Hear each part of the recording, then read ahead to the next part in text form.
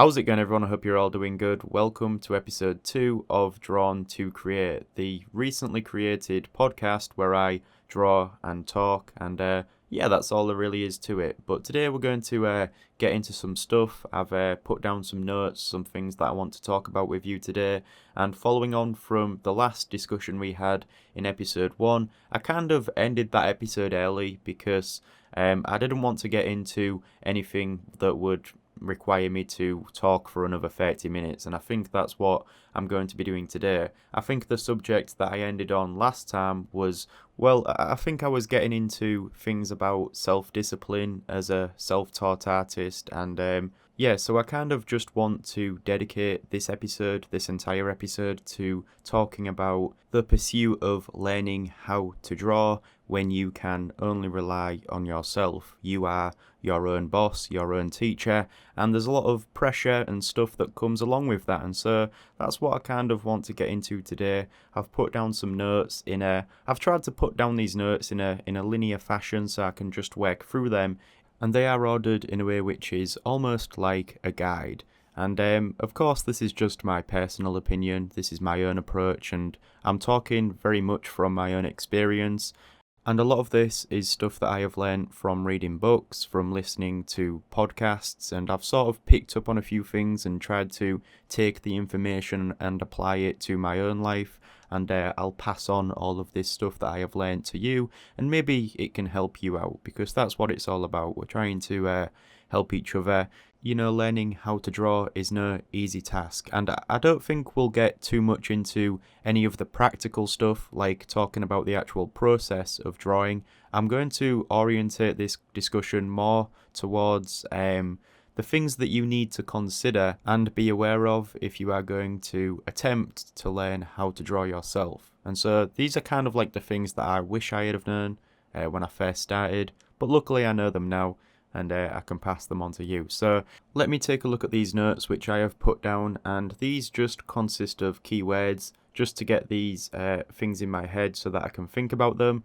Obviously it's impractical for me to script the entire podcast out, but I'll do my best to articulate what I'm trying to say and get the point across. It might be a bit all over the place sometimes, I sometimes go off on tangents, but hopefully it should all relate back to the primary subject of this discussion. So the first word that I have down here is clarity.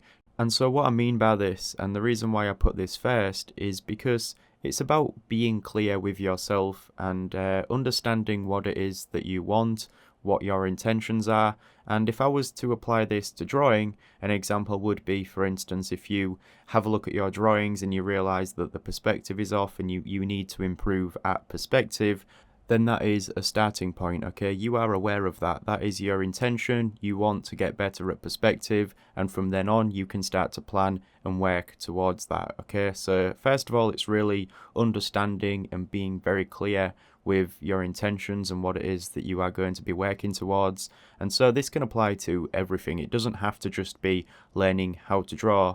And it's like super obvious, literally just what do you want? And even though it is really obvious, it's something that you don't really consider sometimes. I mean, a personal example from my own experience is when I was at university studying architecture and I was uploading YouTube videos, I would sometimes just find myself uploading videos for the sake of it. Obviously I know that now, but back then I was just uploading because I was trying to put out videos every week, and I maybe didn't put as much thought into it because I was also occupied with the architecture work as well. But I was just putting out these videos every week, and I had no real sense of direction or end goal. I wasn't thinking long term, and that's something really important that ties back into this discussion of clarity, is if you understand what it is that you want and you can sort of imagine that long term, then you can work now towards that,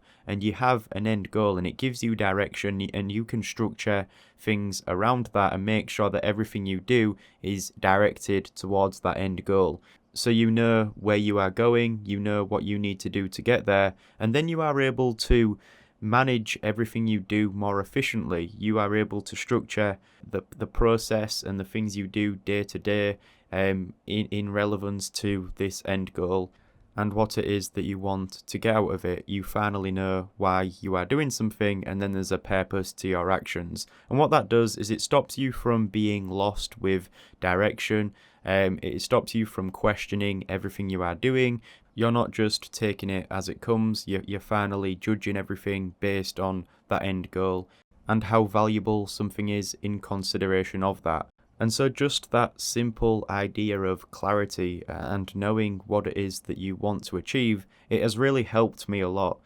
An example is with the actual content that I'm creating on YouTube now as well. And there's always my own drawing process and how I'm improving with my drawing abilities. But in terms of the content, I mean, this is something which I've really taken into consideration recently. And that's why I've created something like this podcast, because I really wanted to develop more of a relationship with you as an audience and be able to sort of put myself into the content a bit more and be a bit more personal with it. And so I'm not just this source for educational tutorials. I don't just want people to come to this channel to learn how to draw, even though that's perfectly fine, but I'd also like them to be able to come to this channel for me as well as a character behind the content. There's someone behind that content that's being produced, and I hope that person has something valuable to say.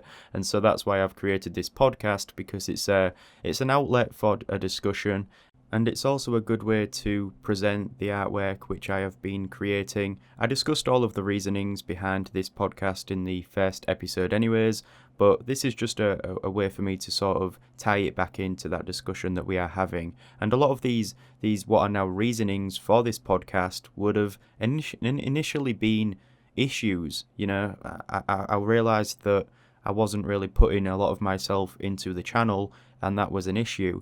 And so then from being aware of that, I was able to work out how I could resolve that. And then that led me to coming up with all kinds of ideas, eventually leading to the creation of this kind of content. And that in itself, that whole process, and just knowing, being very direct with your intentions and what it is that you want, and how to get there, it's really important, and it can apply to anything, especially when it comes to learning a skill like drawing. So that's the first thing. And I don't just want to go through all of these things and talk about them in sections. I want this just to be a general open discussion where I am sharing information with you, stuff that has helped me. And I'm just browsing these notes that I have put down. One that I have noticed, which ties back into what we was just talking about, is time management. And this is a good one. I mean, there's a lot to talk about around this subject, and there's loads of stuff out there on the internet, in books that you can learn from, and it really does. All of this stuff aims to maximize your efficiency when it comes to how you use your time. That's what it really comes down to. And so as an artist, especially a self-taught artist, it's really important to structure your days so that you are maximizing that time that you have to draw. Maybe it's not a lot of time, and that's more reason why you want to maximize that small amount of time to make sure that you are making as much progress as possible. And it's common for people to work a job and then come home and then draw, and they don't have the opportunity to spend all of their time throughout the day drawing, because they need to support themselves, and so they need to make the most out of that small amount of time that they have to actually spend drawing or working on their creative endeavours. And it all depends on their intentions, I suppose. Maybe someone just sees drawing or creating things as a hobby on the side, and it's something that they'd like to get better at, but they're not really intending on building a full career out of it. Or then maybe they do want to build a career out of it. Maybe that's what they really love to do, and that they just have to work maybe a part-time job to support themselves and support what they are doing on the side. And it's a process of building this up and working alongside it, and hopefully one day it's all going to happen, and hopefully it'll take off, and they'll finally be able to live their dream of doing what they love to do full time.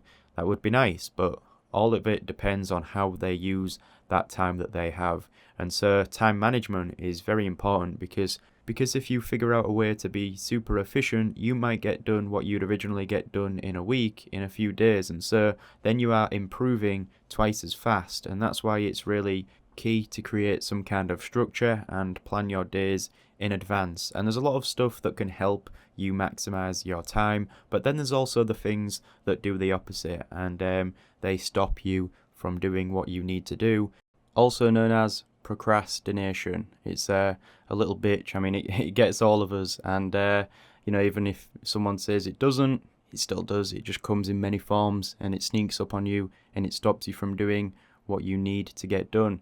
And I'm no exception. It sometimes affects me, especially, right, the problem with creating YouTube videos is obviously it's a place where I publish a lot of my work, and then it's also a place where everyone else publishes their work. And so sometimes I find myself just watching YouTube videos, just pointless shit that's of no real benefit. Well, unless I'm watching a tutorial, but even then I'm usually not learning anything. I'm just watching that and then giving myself a little excuse that I'm learning something, when in reality I'm just killing time. And that is procrastination in its finest form. Actually, it can be really bad. It can destroy people to the point where they can't even start a project or get anything done because there's this sort of invisible barrier, this hurdle that they struggle to get over. And even I have experienced it that bad where you just cannot even start. I find that sometimes if you just really force yourself to get started with something, then it's not so bad. You sort of build momentum, but it's that process of starting something. It's weird. Creatively, it's a killer. And, it reminds me of a book that I read called The War of Art by Stephen Pressfield. It's a really good book. I recommend it. He is a writer, and, he talks about essentially procrastination, but he calls it resistance. And he talks about this thing called resistance, which stops us doing what we need to do. And it was a few years ago since I read that, but I do remember it having an impact on me, just in the way that I sort of acknowledged it from then on. This idea of resistance, sometimes you can really sense when it's affecting you, and sometimes it gets the better of you, but a lot of the time you have to literally go to war with it. And that's why it's a cool name for that book, War of Art, because as an artist, you know what you need to do. And it's a lot of the time, especially, I think he talked about in the book, he talked about if something is of big importance, the more important it is for you to do, the more resistance you will have towards it. And you have to sort of battle through that and get that done. And there's different things that you can do that helps you get through there. So I definitely recommend reading that book. It's very interesting. He did a few other ones as well. I think he did a book called Turning Pro.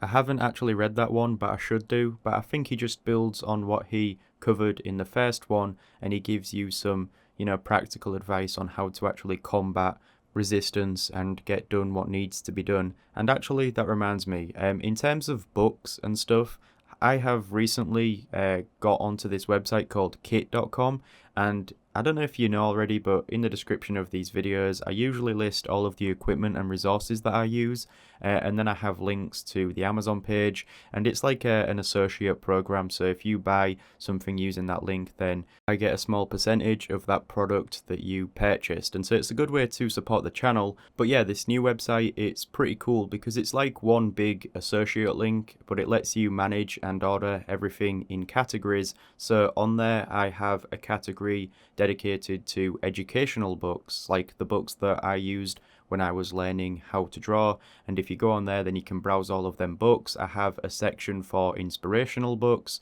like the one that I was just talking about.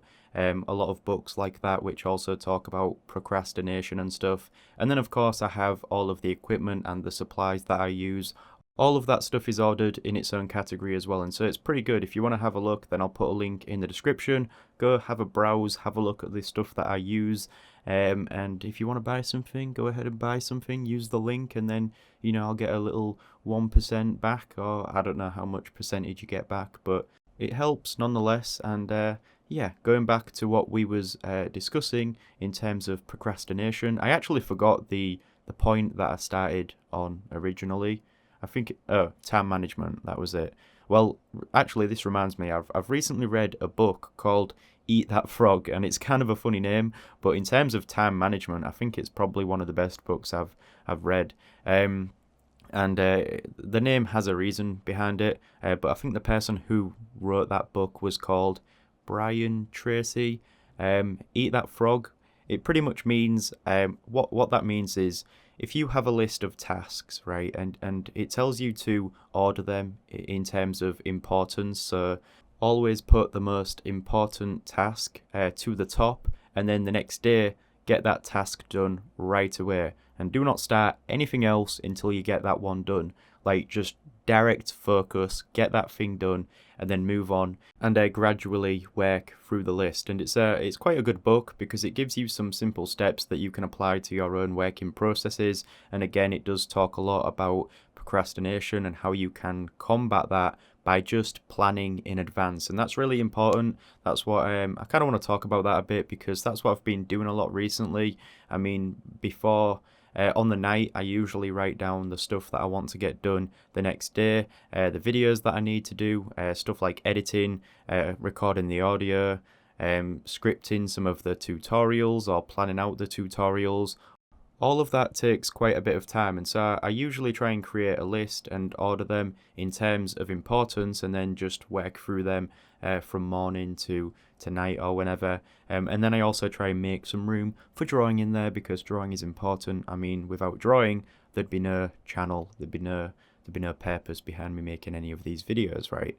But yeah, drawing is important. I don't know where I'm going with this. I just like saying that. Drawing is important. Everyone should draw.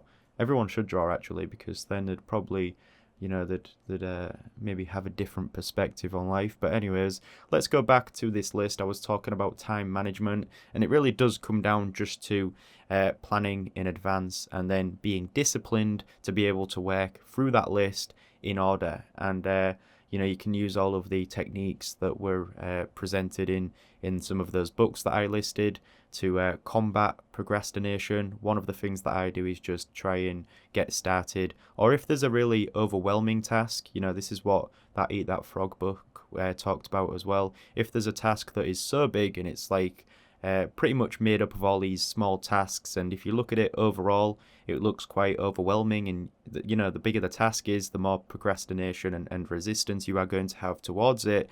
But you need to sort of approach it step by step. So you sort of break it down into small tasks, and then you just forget about all the rest, just focus on one task at a time. And then if you just do one bit at a time, eventually you'll step back and you'll realize that you've pretty much got all of that done. And yeah, that's how you sort of approach a big task like that. Especially one of the anatomy tutorials which I used to do.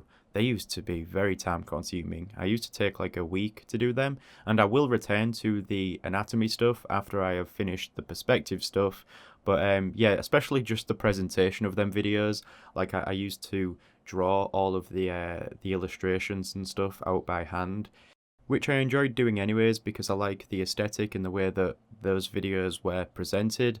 But it just took a really long time, especially when it comes to like anatomy stuff, because you have to be quite accurate and exact. And so I was a bit of a perfectionist with a lot of stuff like that. And a lot of the videos that I make, I'm a bit of a perfectionist with. And it's pretty bad, it doesn't really work in my favour a lot of the time. I mean, sometimes it does, because it makes me question a lot of things, but a lot of the time it creates a lot of self-doubt as well. But that's a whole other discussion for another episode. But I'm just having a look at my notes again, and one of the things that I've got down here is learning to draw. So let's get into that a bit. And I said I wasn't going to actually talk about any practical techniques and stuff, because that's not what this episode is about. But in terms of like approaching drawing and learning, there's a lot to that. And again, that is probably going to be for another episode, but it sort of does tie back into all of the stuff that I have previously talked about, because all of the stuff that I have talked about can be applied to learning how to draw. So one of the things that I am really benefiting from at the minute is project-based learning. Now, what that means is sort of like the videos that you see on the channel, pretty much the drawing footage that you see on screen in these episodes. These are all pretty much complete illustrations, right? I mean, they're not really just single individual sketches of things.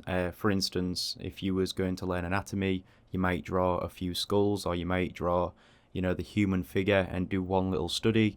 Whereas with these projects that I'm working on, I'm attempting to create a fully completed illustration. And so maybe it's this world that I am drawing, and then in this environment with all of these buildings, I have some characters as well.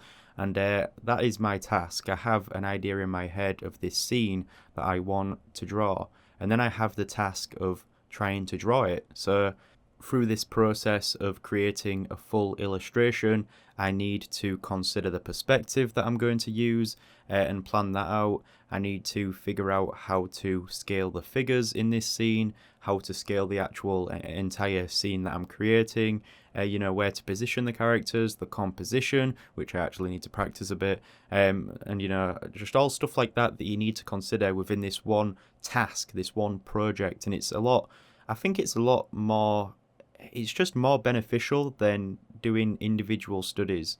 Like, I normally try and come up with a concept for a drawing which sounds pretty good, and then I just try and execute it as well as possible. And I really don't care about anything such as like the story behind the image, or how the characters are interacting with each other and stuff like that, because I'm not really focused on that at this point. I'm all about the technicalities of it and trying to create a scene that's accurate. And so I'm more or less just drawing for the sake of drawing, rather than drawing to, I don't know, express something or tell a story. But nonetheless, you can create a project like a comic maybe, but you could sort of break the comic down into individual illustrations. That's pretty much what a comic is anyways, between the different panels. But I mean, you could approach this in a way where you want to try and tell a story, and so you come up with all these different images that can tell this story, and then you have the task of trying to draw each one of them, and each one of them gives you a different challenge. Like maybe in the first panel you have a close-up view of a character, and you need to learn how to draw this figure, and then maybe another one sort of pans out a bit, and then you have the environment with the character in that setting, and then you have to put the character in perspective, and then you are tasked with all of these different things. And then it really doesn't matter how well you tell the story in that. Obviously, if that was your intention, then it does, but usually if you're learning, then try and create a project, something like that you can also just reflect back on. Because as you are improving, and as you are looking back at your old drawings, you should hopefully see a bit of difference. I mean, I used to not draw from my imagination at all. I was always just a slave to reference, and I still do use reference. I think the image that I'm drawing in this video, because I haven't actually edited this audio yet, but I think the drawing that I'm going to use for this video is the one where the soldier is in the room. It's in 1 point perspective, and there's the robot behind him. I did use a reference for that soldier, but all of the rest was pretty much based on my imagination and the robot behind them. I hope I'm using that drawing for this episode now. I think I will be. But and then the one previously, in the last episode, all of that was drawn from imagination, and that was me just trying to challenge myself to be able to depend on my own imagination and not rely on reference images. But again, it all depends on your intention. There's not one way to do something, and if you throw yourself in that deep end and try and challenge yourself, then you will naturally learn and try and overcome that problem, because drawing is like that. Drawing is a series of problems that you have to solve, and I can't tell you how many times I must have just been staring at a drawing to see if I could work out what was wrong with the perspective, because I knew something was wrong, but I couldn't just pinpoint it, and that was just a lack of knowledge, just being able to I wasn't able to correctly pinpoint that because I didn't really know what I was looking for, and I couldn't recognize the mistake. Whereas if you show like a professional, they'd be able to point it out straight away. And of course there's still going to be errors in my work, and that's the whole purpose of it. I mean, I want to be able to make these mistakes now so that I can learn from them and hopefully correct them in the next one and in the next one. And it kind of leads to this next word that I have put down here on these notes that says self-analysis. And this is pretty important, because you're going to have to analyze your own work, especially if you are self-taught. you are probably not going to be getting much feedback from professionals. Obviously, if you have some kind of mentor, then that's great. Then you can always just show them your work and see what they say.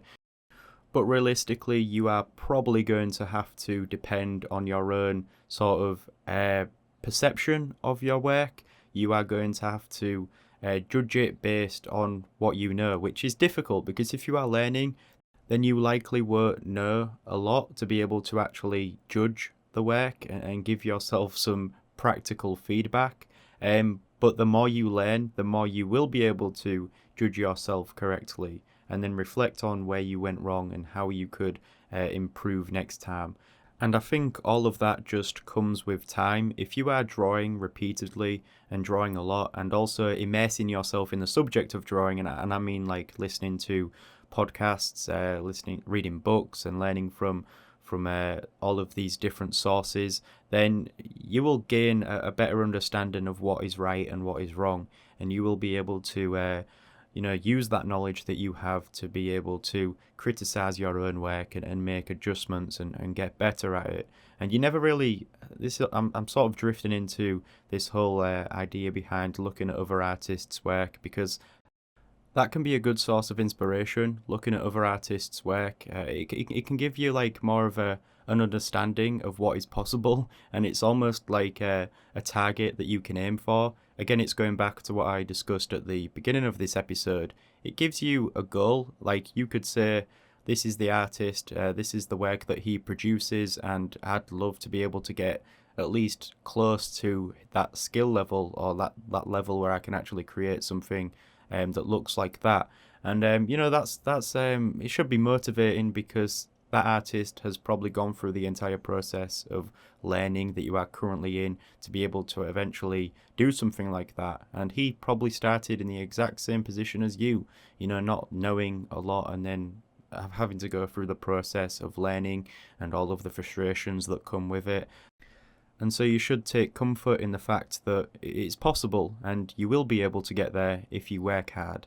And what it shouldn't do is it shouldn't discourage you. I mean, another artist's work is none of your business in a sense, because you need to stay in your own lane and focus on your own tasks and keep focusing towards your own progress as an artist. And you shouldn't compare your work with anyone else's.